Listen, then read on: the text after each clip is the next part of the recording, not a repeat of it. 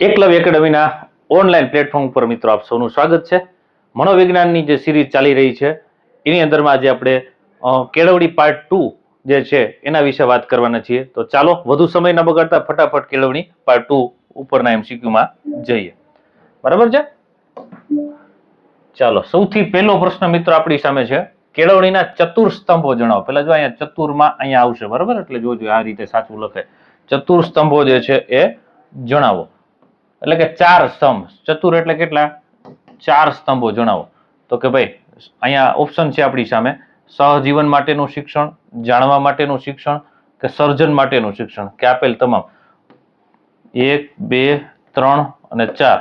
એટલે આપણો જવાબ જે છે ને અહીંયા ડી, બરાબર, એ આપેલ તમામ છે. પણ ચોથું જે છે ભાઈ એ કયો છે આમાં સ્તંભની અંદરમાં આવશે શબ્દ? તો કે ચોથો જે સ્તંભ છે અસ્તિત્વ માટેનું શિક્ષણ. કયું છે?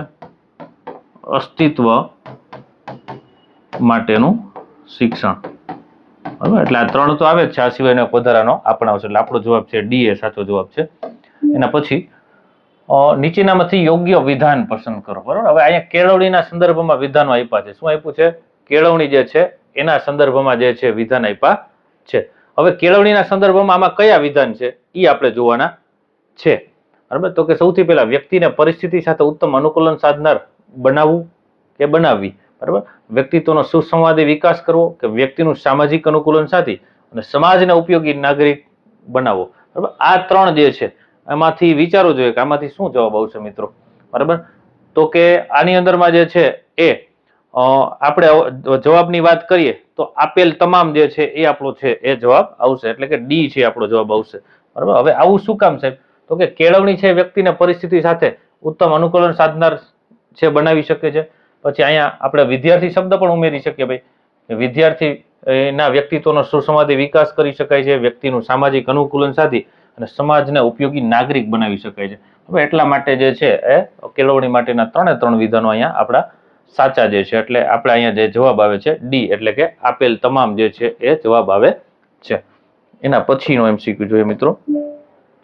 ત્રીજું છે જોડકું છે. શું છે ભાઈ? મનોવિજ્ઞાનનું જોડકું છે કે કેળવણીનું સૌથી પહેલું સોપાન કયું? બરાબર, તો કે આપણે જોઈએ એમાં, અને એની સામે સોપાનની સામે આગળ જે છે કયા કયા પ્રકારના સોપાનો છે એની વાત કરી છે. તો કે ભાઈ સૌથી પહેલું સોપાન કેળવણીનું તો કે ગર્ભાવસ્થા છે. ગર્ભાવસ્થાની અંદરમાં જે છે કેળવણી સૌથી પહેલી મળે છે. 1ની સામે સી જોવો જોઈએ, આમાં કઈ કઈ જગ્યાએ છે? તો કે એક અહીંયા છે, એક અહીંયા છે અને એક અહીંયા છે. બરાબર, આ 3 છે. હવે જોઈએ બીજું, કેળવણીનું બીજું સોપાન કયું છે ભાઈ? તો કે કેળવણીનું જે બીજું સોપાન જે છે એ શાળા શિક્ષક, અભ્યાસક્રમ, વિષયવસ્તુ, અધ્યાપન પદ્ધતિ, શિક્ષક અને વિદ્યાર્થી. કે પેલા માતાના ગર્ભમાં શીખ્યા પછી બાળકને આપણે શાળાની અંદર મૂકીએ છીએ. એટલે બીજું સોપાન જે છે એ ડી થશે. બીજાની સામે ડી ક્યાં છે ભાઈ? જોવો જોઈએ. તો એક અહીંયા છે અને એક અહીંયા છે. એટલે આ 2 તો આપણે નીકળી ગયા ભાઈ. બરાબર છે. ત્યાર પછી કેળવણીનું ત્રીજું સોપાન કયું છે? તો કે ભાઈ ત્રીજું સોપાન એ છે કે શાળામાં ગયા પછી શિક્ષક અને વિદ્યાર્થીઓ વચ્ચે જ્ઞાનનું આદાન પ્રદાન થાય. ત્રીજાની અંદરમાં બી. એવું ક્યાં છે ભાઈ? તો કે અહીંયા એ છે, એટલે આ ખોટું. હવે અહીંયા ત્રીજાની અંદરમાં બી. બરાબર, હવે આપણો જવાબ છે મળી ગયો. ચોથાની અંદરમાં શું છે ભાઈ? તો કે એ. અહીંયા ચોથાની અંદરમાં એ છે, એટલે આપણો જવાબ છે મિત્રો અહીંયા ડી આવે છે. ત્યારબાદ ત્રીજો પ્રશ્ન છે, પ્રાચીન કેળવણી માટેની નીચેનામાંથી શું સાચું નથી? પ્રાચીન કેળવણી હતી, અત્યારે તો અર્વાચીન કેળવણી આવે છે. બરાબર, આપણે ચાલે. પ્રાચીન કેળવણી માટે નીચેનામાંથી શું સાચું નથી? કે બાળકના વ્યક્તિત્વનો વિકાસ સ્વીકાર થતો, બાળકનું સ્થાન પાર્શ્વ ભૂમિકામાં હતું, કે બાળકની શક્તિઓની ઘોર ઉપેક્ષા થતી, કે શિક્ષણમાં સ્વાતંત્ર્ય નહોતું. બરાબર, તો આની અંદરમાં છે ને મિત્રો, હવે સૌથી પહેલું વિધાન જુઓ, તમને થોડુંક અલગ લાગે. શું? આમ તો બધા અલગ જ લાગશે તમને, પણ બાળકના વ્યક્તિત્વનો સ્વીકાર થતો એ વાત ખોટી હતી. પ્રાચીન કેળવણી છે ને એમાં બાળકના વ્યક્તિત્વનો સ્વીકાર થતો ન હતો. બરાબર, બાકી બધું જે સાચું જ છે. બરાબર, એટલે વિકાસ છે નહોતો. એટલે આપણો જવાબ જે છે અહીંયા વિધાન 1 જે છે એ સાચું આવશે, એ. ત્યાર પછી બહુધ્રુવી પ્રક્રિયામાં કેન્દ્ર સ્થાને કોણ છે? બરાબર, બહુધ્રુવીય પ્રક્રિયા કીધું, અને અનેક ધ્રુવી પ્રક્રિયા પણ કહેવાય મિત્રો. આમાં કેન્દ્ર સ્થાને કોણ છે? અધ્યાપક. અધ્યાપક એટલે કોણ ભાઈ? તો કે શિક્ષક. પછી અધ્યતા. અધ્યતા એટલે કોણ? તો કે વિદ્યાર્થી અથવા શિષ્ય પણ ગણો, કે સી છે સમાજ, એટલે ડી છે ટેકનોલોજી. બહુધ્રુવીય, અનેક ધ્રુવીય પ્રક્રિયાની વાત કરી છે. તો અહીંયા આપણો જવાબ છે ને મિત્રો, કેન્દ્ર સ્થાને અત્યારે કોઈ હોય ને તો એ વિદ્યાર્થી છે, બરાબર. એટલે કે અધ્યતા જે છે આપણો સાચો જવાબ આવશે, આ નથી, બરાબર. બી છે એ આપણો સાચો જવાબ આવશે. ચાલો એના પછી કેળવણી અને ભણતર વચ્ચે શું તફાવત છે ભાઈ? કેળવણી અને ભણતર. કેળવણી જન્મથી મૃત્યુ પર્યંત ચાલતી પ્રક્રિયા છે, જ્યારે ભણતરની ચોક્કસ સમયની મર્યાદા હોય છે, બરાબર. પહેલી વિધાન જે છે આપણું સાચું. પછી કેળવણી એ જ ભણતર, એવું ન થાય. કેળવણી એ જ ભણતર થોડું છે ભાઈ, બેયમાં ડિફરન્ટ છે. કેળવણીમાં વ્યક્તિ પરિસ્થિતિ, વાતાવરણ, અનુભવમાંથી શિક્ષણ મેળવે છે, જ્યારે ભણતરમાં સુયોજિત અભ્યાસક્રમ, પદ્ધતિઓ વગેરેમાંથી નિશ્ચિત જે છે પોતે હોય છે, બરાબર. અને લાસ્ટમાં શું કીધું છે તો કે કેળવણી એટલે ટીચિંગ અને ભણતર એટલે કે લર્નિંગ, એવું ન થાય, બરાબર. કેળવણી એટલે ટીચિંગ અને ભણતર એટલે લર્નિંગ, આવું થાય નહીં. એટલે આપણો જવાબ છે ને 1 અને 3 આવવો જોઈએ, બરાબર. તો અહીંયા છે 1 અને સી કેળવણી સંદર્ભે લાગુ પડે છે, એટલે એ જવાબ આપણો સાચો આવશે.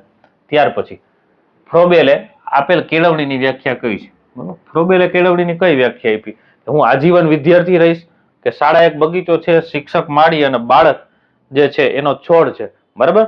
કે પછી બાળક એ પ્રૌઢની લઘુ આવૃત્તિ નથી, એ બાળક એ કુદરતી પ્રક્રિયા છે, કૃત્રિમ નહીં. આમાંથી ફ્રોબેલે કઈ વ્યાખ્યા આપી ભાઈ? તો કે ફ્રોબેલે એ વ્યાખ્યા આપી કે શાળા એક બગીચો છે, શિક્ષક એનો માળી છે અને બાળક એના છોડ છે, બરાબર. એટલે આપણો જવાબ છે એ બી અહીંયા સાચો જવાબ આવશે. ત્યાર પછી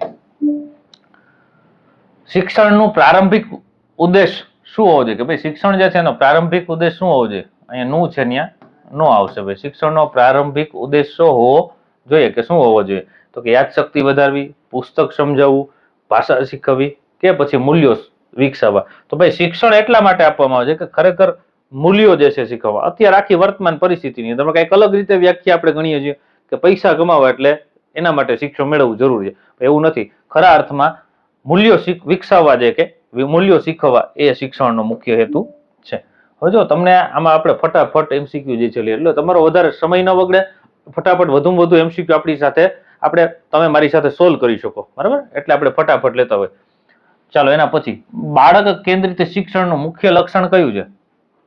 શિક્ષકનું વાંચન, શિસ્ત આધારિત શીખવું, શીખવામાં બાળકની ભૂમિકા મહત્વપૂર્ણ છે, કે અભ્યાસક્રમનું પાલન કરવું, બરાબર. આ છે. હવે બાળક કેન્દ્રિત શિક્ષણની વાત કરીએ ને તો એની અંદરમાં મિત્રો આપણો જવાબ છે એ સી આવે, કે શીખવામાં બાળકની ખરેખર ભૂમિકા છે એ મહત્વપૂર્ણ છે, બરાબર. બાળકની ભૂમિકા ન હોય તો ક્યાંથી શીખી શકે, બરાબર. એટલે સી જવાબ છે આપણો સાચો જવાબ આવશે.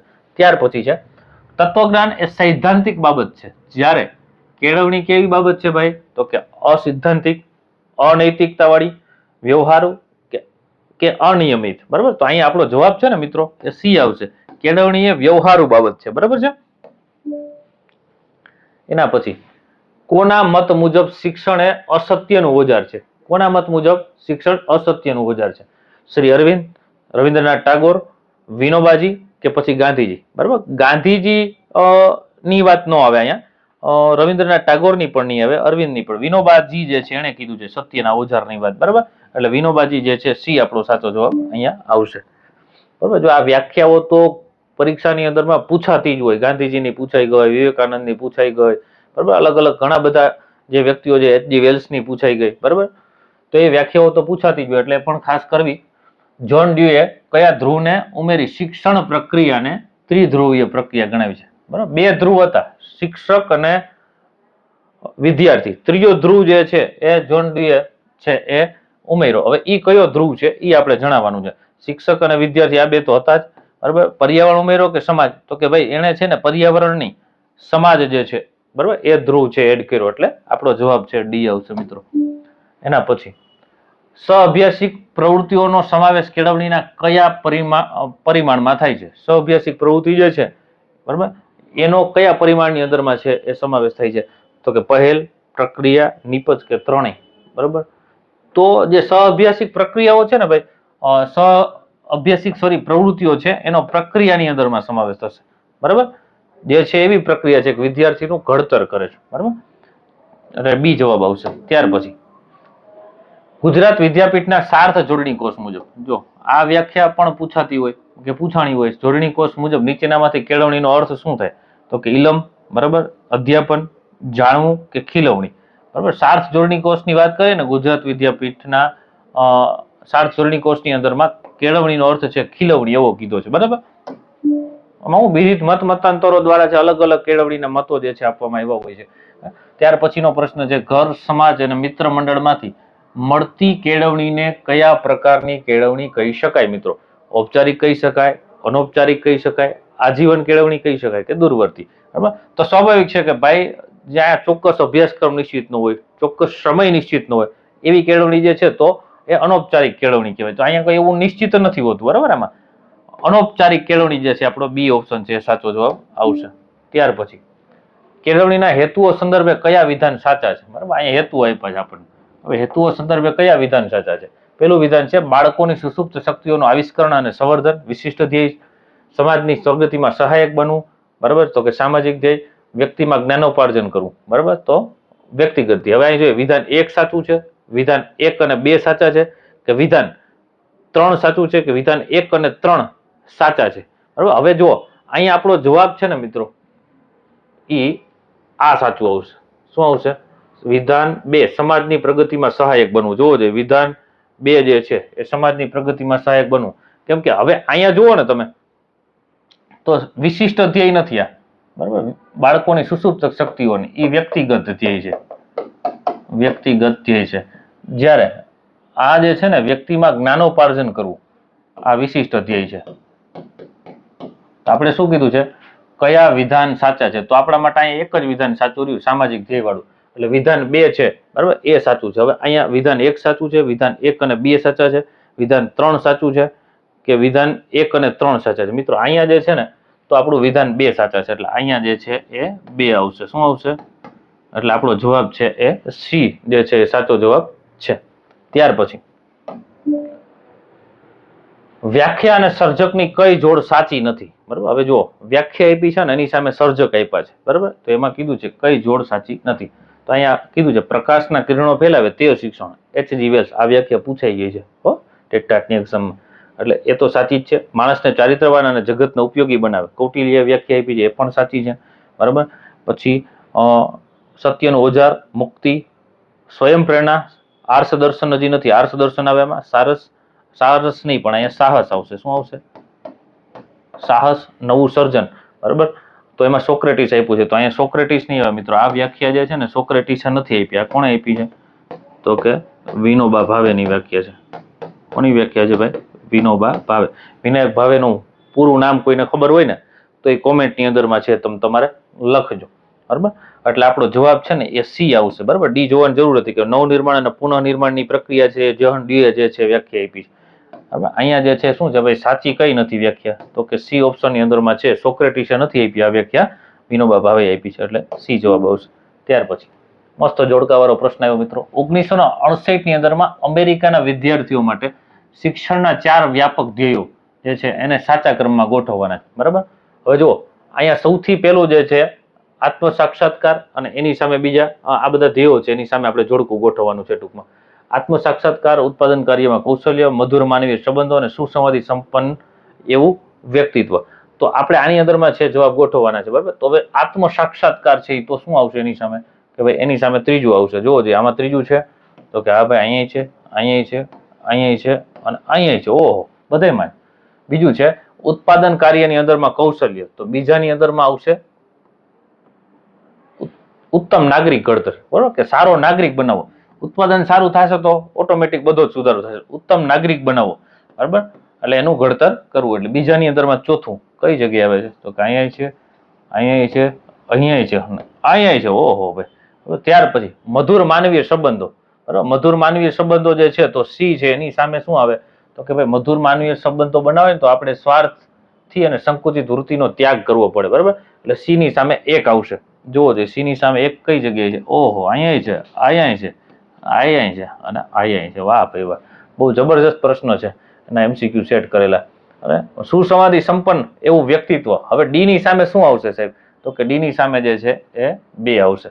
બરાબર.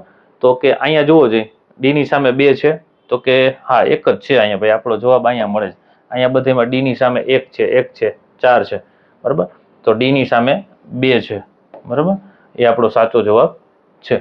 બરાબર. એટલે ડી છે એ સાચો જવાબ આપણો આવશે. ત્યાર પછી શાસન પ્રણાલીના આધારે નીચેનામાંથી કયો શિક્ષણનો પ્રકાર નથી? બરાબર. તો કે નિરંકુશ શિક્ષણ છે, લોકશાહી શિક્ષણ છે, મનોગત્યાત્મક શિક્ષણ છે કે હસ્તક્ષેપ રહિત શિક્ષણ છે. બરાબર, તો આમાં વાત કરીએ ને ભાઈ, તો શાસન પ્રમાણે બાબતની વાત કરીએ તો આપણે આની અંદરમાં 3 શાસનમાં જ આવશે. બરાબર, આ મનોગત્યાત્મક છે ને એ શાસન પ્રણાલી નથી, એની જે છે બીજી પ્રણાલી છે. બરાબર, તો એ જે છે આમાં નહીં આવે, એટલે આપણો જવાબ છે અહીંયા સી સાચો જવાબ પડશે. બરાબર, ત્યાર પછી સર જે એડમ્સે કેળવણી એ દ્વિધ્રુવીય પ્રક્રિયા છે. કેટલા ધ્રુવવાળી છે? 2 ધ્રુવીય પ્રક્રિયા છે. એ વાત નીચેનામાંથી કયા પુસ્તકમાં કરી છે? મસ્ત પ્રશ્ન છે. કન ટુ ધ લાસ્ટની અંદરમાં કરી, બરાબર, એપ્લાઇડ સાયકોલોજીની અંદરમાં કરી, કે ઇવોલ્યુશન ઓફ એજ્યુકેશનલ થિયરીની અંદરમાં કરી, કે ડેવલપમેન્ટ સાયકોલોજીની અંદરમાં કરી? મિત્રો અહીંયા જે છે આપણો જવાબ સી આવશે, કે ઇવોલ્યુશન ઓફ એજ્યુકેશન થિયરીની અંદરમાં જે છે સર જે એડમ્સે કેળવણીની દ્વિધ્રુવીય પ્રક્રિયાની વાત કરી છે. એટલે બી આપણો સાચો જવાબ આવશે. મિત્રો, આ MCQ ના પાર્ટ 2 ની અંદરમાં 20 જેટલા MCQ આપણે સોલ્વ કર્યા. હવે ફરી પાછા મળીએ છીએ કેળવણીના પાર્ટ 3 ની અંદરમાં. ત્યાં સુધી અસ્તુ, જય હિન્દ, ભારત માતા કી જય, વંદે માતરમ, અડી અડીને છૂટા. અને આ વિડીયો શેર કરવાનું ભૂલતા નહીં.